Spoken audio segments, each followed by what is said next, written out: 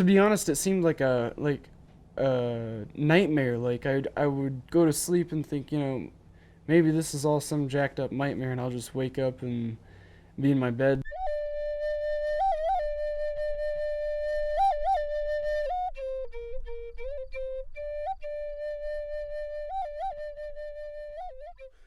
Yeah, it is. It's Native American children that are being removed and placed in the psychiatric facilities, and then they're adopted out. They're alienated from their families. They age out, at age 18, and they have no one, no family, because they've been alienated from their blood relatives. They either become homeless or they go to prison. A lot of them are still a lifetime on these drugs. The state got money for these children if they could get them removed from the home. The state workers received incentives and bonuses for any child they could get removed from the home. It would be interesting. I do accounting work. I'd be interested to calculate what my son was worth to them just in the year and a half that they had him. It would be really interesting to know. When I first met Patrick at the facility, he was a really uplifting person, really eager, like someone that, would be eager to meet new people. Very social, very, very bright, very intelligent, very rational. And he had a heart of gold, he had compassion for everybody. And as he was taking the medication, he just kind of seemed progressively more irritated, more easily angered, more easily upset. And it was almost kind of like clockwork. Like, I would have so much time to analyze these things. It was kind of like clockwork. I could sit there and watch when he took his pills, watch the person he was 2 hours before he took the pills and 2 hours after he took the pills. And you could almost see an immediate difference. And I think it started to eat on him mentally. When the state took him, he was drug-free. He was taking the vitamins that our doctor recommended, and when he died, he was on 5 drugs. It bugged me how, when I went there, these were all just normal kids, just like myself, somebody I'd see at school, and it's like they treated them like animals. I would say I was 14, maybe even as young as 13. I can't remember the time frame. I remember it was around when I was supposed to be in 7th grade. And they were giving me these drugs like, Prozac and 2 other ones I didn't even know the names of, which scared me because I don't even know what I was taking. They just basically said, hey, take this, and if you didn't take it, they would physically restrain me and throw me in my room and not let me out, for an extended period of time until I wanted to take the medication. The drugs they gave me, like,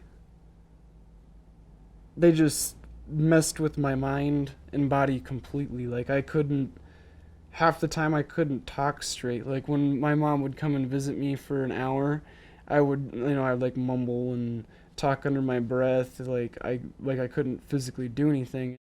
Zane just remembers him saying it was something like he was just done with that effing place. And he went into the bathroom and locked the door. He killed himself. Why, I don't know. I'm not sure if I'll ever know the true reason. But one thing I do know is that I don't think he wanted to kill himself. I never did go to sleep that night. I just sat there till sunrise thinking, is Patrick dead or alive? And they basically sat us down and they said, well, Patrick died last night. And at that point, the second they said he died, I just burst into tears, and they sat there and with a straight face, and everybody started crying. Not just me. Everybody was upset, and they sat there after a while of talking about it. And they sat there and they said, but we can't feel too bad about it because he's the one who did it to himself. And I picked up a chair and threw it across the room and slammed my fist through the wall. And I said, you were the people who did this to him, and he would have been fine if he would have been out of here. And then they came and tried physically restraining me, and I just pushed the counselors away, and I said, go ahead, get closer to me, and we'll have a fight, because I was really mad at that point. I had such a huge adrenaline rush that they could just sit there and tell me with a straight face that he did it to himself. Like he wanted to kill himself. And I was like, I just wanted to sit there and say, you guys have known him for how long, and you want to sit there and tell me with a straight face that he did it to himself, that he wanted to kill himself? I don't think he wanted to kill himself. I think he didn't know what to do, and under the emotional stress of that place combined with the drugs, he just felt like suicide was the best option. And I think at the last point, his rational mind took over. He didn't want to die. None of us did. None of us were that type of people.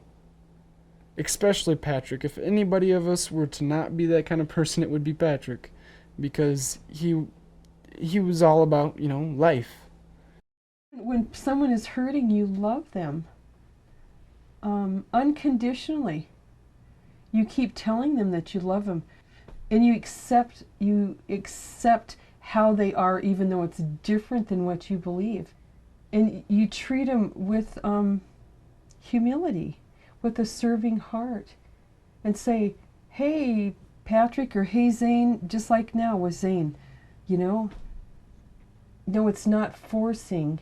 It's respecting them for what they believe, what they feel, and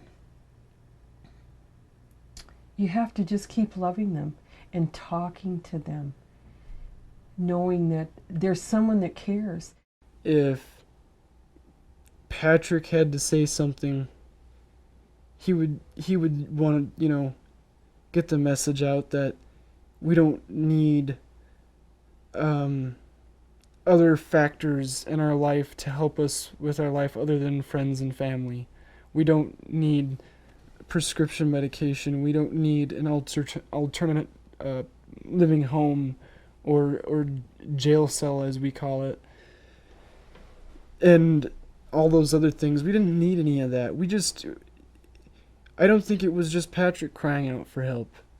It was every kid in that system that was crying out for help. And nobody listened to us. Nobody cared. The state gets money for every child they can remove from the home. The workers get paid incentive bonuses for every child that they can help get removed from the home. Then the facilities like Canyon Hills, they get money, and the Medicaid, all of the psychotherapists, the psychiatrists. And so it's money. These kids are worth money. I think the first step is justice for all of the people that have done wrong. I really am sorry, but these people need to be held accountable for what they've done.